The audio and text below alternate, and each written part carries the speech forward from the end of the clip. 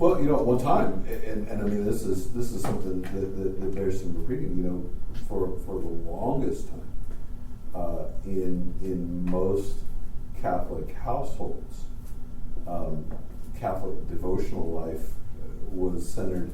You go to a Protestant household, man, you've got a stack of Bibles. They may be gathering dust on a million different shelves, but there are usually 9 or 10 Bibles in the house.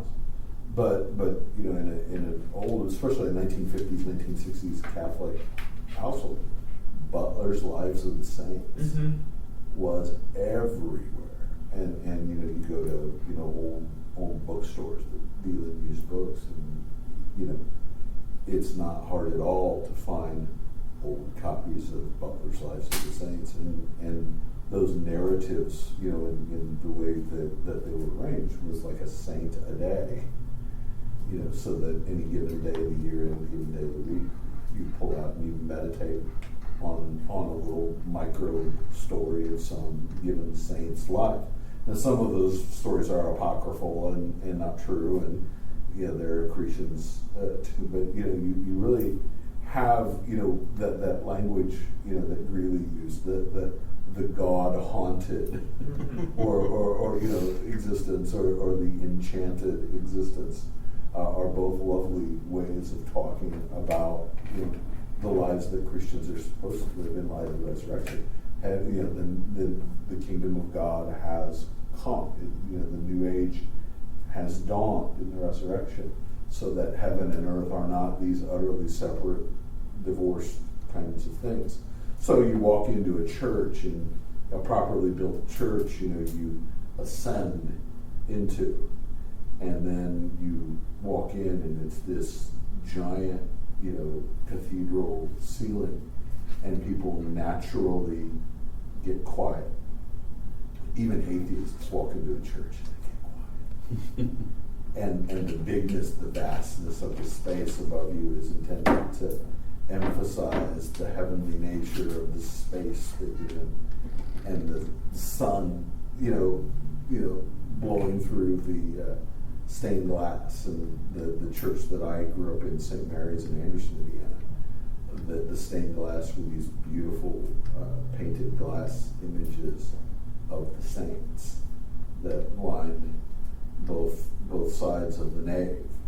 And so you are literally gathering in the heavenlies, surrounded by angels and saints and icons and stained glass, and the exalted nature of the music is all designed to kind of create that sense of ulterior, that you're in a different kind of existence, and then when you're dismissed with the benediction, you're being thrown back out into the world, but never alone. You have been fed with the body and blood, and now you become body and blood, given for the life of the world. And that's, these are ways this is all emphasized, and the saints are a big part of that. And it's literally, when we just mentioned this, I'm going to kind of gloss over this first portion here, but it's from the Exultet, that ridiculously long prayer that the deacon chants right after we light the Easter candle at the Easter Vigil, the Easter proclamation. It says, "Heaven is wedded to earth, and man is reconciled with God." So as we move into sort of the second of the four facets of this presentation that I've got, we're talking about the development of the devotion to the communion of saints. And that's sort of what people sought out about these. God bless you. That's what people sought out about these holy persons, is this idea of other human persons who were like them, who in some way are an outward symbol or a very tangible symbol of heaven having been wedded to earth.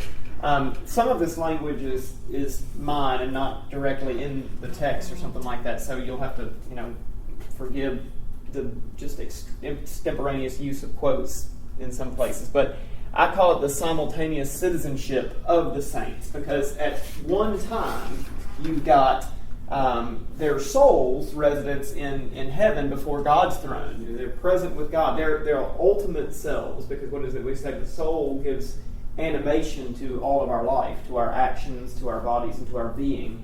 Not just simple breath and a heartbeat, but there's some essence that makes us us, that's outside the brain and outside the heart. It's that sort of deeper level that we call the soul. So the soul's residence is in heaven before God, but then the saints' bodily remains are entombed on earth, and thus, the idea that the holiness of the saints doesn't fade away from their body simply because their soul has gone forth to heaven. There's something that the Congregation for the Causes of Saints, my dream job, by the way, is eventually to be a devil's advocate for the Congregation for the Causes of Saints at the Vatican. It'll never happen, I'm sure, but either way, that would be a great job to have. We get to, be the private eye of the Dick Tracy that goes and investigates the lives of all these people who are up for sainthood. What a fun job, man. So, heroic virtue is actually a term that's used when we appraise whether or not a person deserves canonization or beatification and subsequent canonization, of course. And basically, what heroic virtue means is, did they live a life that's worthy of bearing the formal title saint? And I'll say a little bit more as we proceed about the difference between a formal title of saint and sort of canonization by popular opinion, which has occurred. And most of the older saints that we have actually never went through a process of formal canonization. Some that I can just name off the top of my head are like all of the apostles never went through a formal canonization ceremony. In the Litany of the Saints, the first saint that they mention, other than Mary, the Queen of Saints, is Saint Abraham. It's an Old Testament figure, but we don't ever even say Saint Abraham, Saint Isaac. We just called them Abraham, Isaac, and I just always do it because they're so old. We don't even think, well, they weren't around for canonization. So ultimately, heroic virtue refers to what separated the saints from the ordinary. And in religious studies, we often talk about the difference between the sacred and the profane. That's like a RS 100 level undergraduate. So are Abraham and Isaac and Aaron, are they, who's a saint? They are saints. All the Old Testament figures. Mm-hmm. Yeah, saints of the Old Testament is the way they're usually referenced. I learn something new every day. I didn't know that. And then the very, very formal litany of the saints, like the one that they would have sung at St. John Paul II's funeral, St. Abraham is the first saint that they actually mention in the... I just don't know why in my mind, I guess in my mind, I just thought a saint came from after the time of Jesus. During or not before. No, I mean, totally been on that same page with you. That's why I mentioned that we don't, usually we don't even say St. Abraham or St. Isaac or St. Jeremiah, for God's sake. I mean, these are like St. Job. I mean, I'm sure he is, but I mean, either way, this is not a direct quote from the book. It's, again, why I'm saying the extemporaneous use of quotes here, but the little mantra related to this that I've always explained to my non-Catholic friends, or even to Catholics who don't get the cult of the saints, they don't get why I say, well, here's the idea. If we have trouble being as good a model as Jesus was, or living up to the exact expectations of Christ, because that is ultimate perfection. If we can't live up to that penultimate perfection, then let us try to be like those who tried to be like him.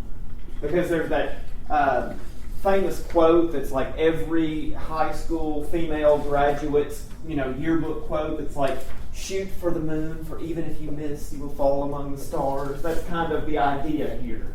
We're shooting for the moon if we're trying to be like Christ, but even if we miss and trying to imitate those who tried to be like Christ, we're still falling among the stars.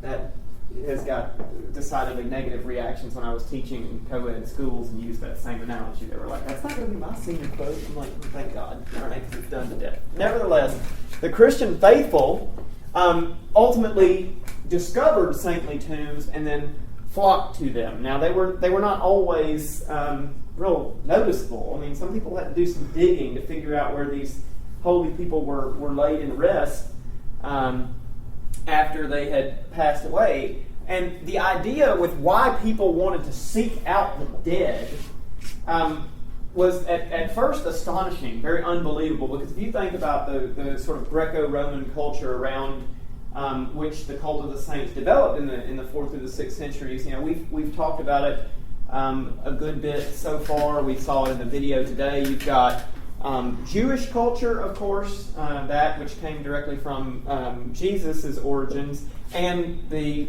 sort of pagan Roman culture and Greek culture, both of which are pagan and polytheistic. Both of those cultures had this idea of the dead as sort of other, like stay away. The Jews viewed contact with the dead as unclean. That was something unheard of, that you would want to be in or around or have any contact with the dead. And then the pagans viewed the dead as weakness, because naturally, if you're dead, you're not animated. When you're getting closer to death, you get weaker. So they viewed death as the ultimate weakness, such that even if you laid eyes on a dead body or something like that, you were associating yourself with weakness or with a lack of strength. So the fact that people wanted to have their liturgies or even ceremonies at cemeteries or tombs, what we in Creole, Louisiana call the cities of the dead, because they're all above ground and they're really like fascinating and haunting little places, haunting in the good way. I think they're actually kind of fun. Nevertheless, the idea was, as this person, the saint, is close to God now, then the closer I am to this person, the closer I can be to God as well, because they are that sort of point where heaven and earth may sort of align or touch together in some sense. This led in the rise of the communion or the cult of the saints to a great deal of class controversy, because what happened as the veneration of the saints were coming up and were developing, lots of people took notice of that, not just the common folks, the peasants, who were earnestly hoping for the saints to intercede on their behalf, whether that was to give them a better state in life, as if though they even thought they could ever come up in their cultures or anything like that, cure of illness, sickness. Nevertheless, even the social elites or the aristocracy, the upper class, kind of latched on to that idea too. Oh, you know what? The saints can help us. And what they wanted to do is they wanted to privatize saintly tombs or even saintly relics, things like that, for their own efficacy, as well as to sort of push devotion for profit. Like, let me sell tickets. If you want to visit the tomb of Saint Justin Martyr or something like that, and, give me a little cash here. It's kind of on my property, or maybe even if it wasn't on their property. They were rich enough, they were like, well, what are these people going to do? Tell me no.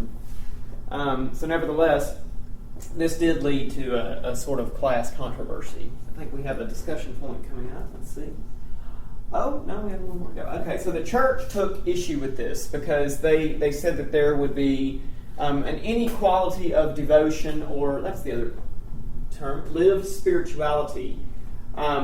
God, in this case, is viewed as the great equalizer. So the church stepped in and said, we're not going to have any of this privatizing of saintly tombs or the saintly relics. All are welcomed to God's house. All are welcome before God. God, even though this was a later sort of social justice thing, the church always tried its best, even throughout its dark moments in history, to remain a non, well, even though I'm going to say this, and you're instantly going to be like, well, come on now, you can't really say that. But the church, I don't think, ever purposely tried to be what we would think of today as political. They may very well have been, but I still feel like the intention was always more religious or spiritual. That's kind of a weak point in my presentation. Let's just go.